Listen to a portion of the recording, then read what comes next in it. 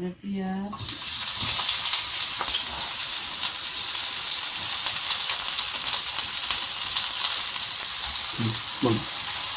রসুন দিলাম,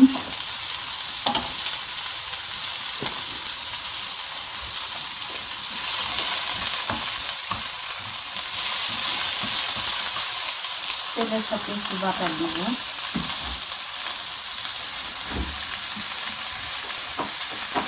বাটার দিয়ে দিলাম,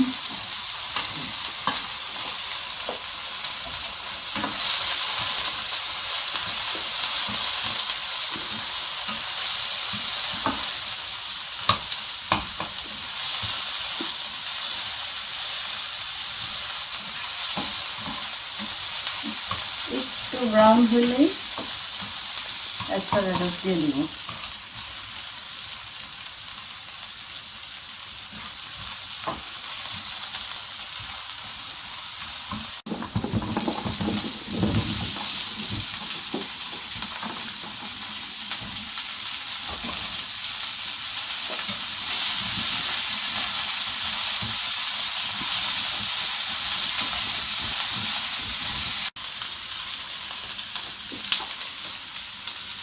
স্বাদ মতো লবণ,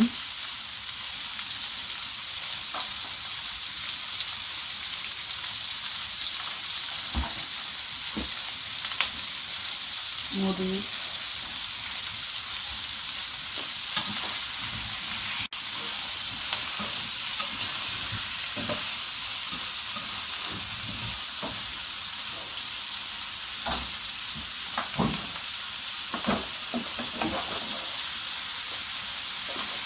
কিছু ফ্রোজেন বটবটি দিয়ে দিলাম,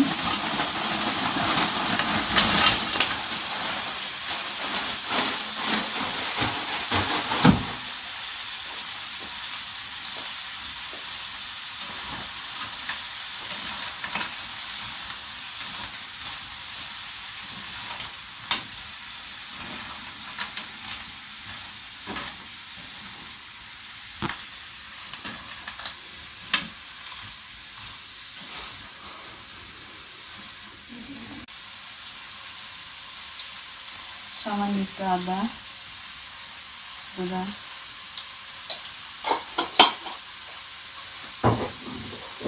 সামান্য একটু হলুদের গুঁড়া, না দিলেও চলে,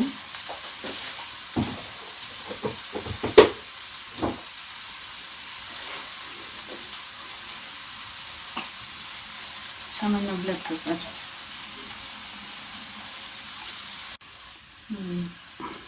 আমি 1 চামচ ব্ল্যাক পেপার দিয়েছি। আপনারা চাইলে শুকনো মরিচ অথবা কাঁচা মরিচের পরিমাণ বাড়াই দিতে পারেন, যে যেরকম ঝাল খান।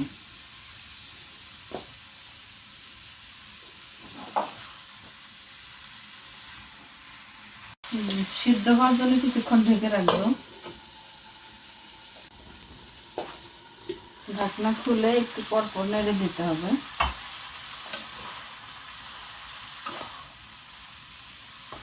অল্প আঁচে রেখে নাড়তে হবে।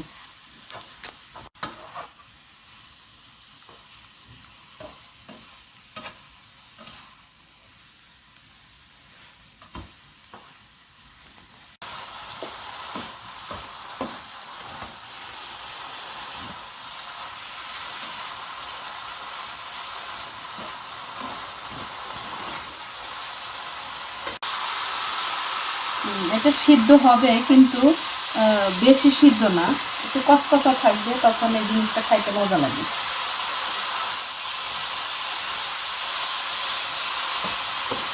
সবুজ সবুজ থাকা, এরকম সবুজ থাকা অবস্থায় নামায় ফেলব। টেস্ট করে দেখবো সিদ্ধ হয়েছে নাকি।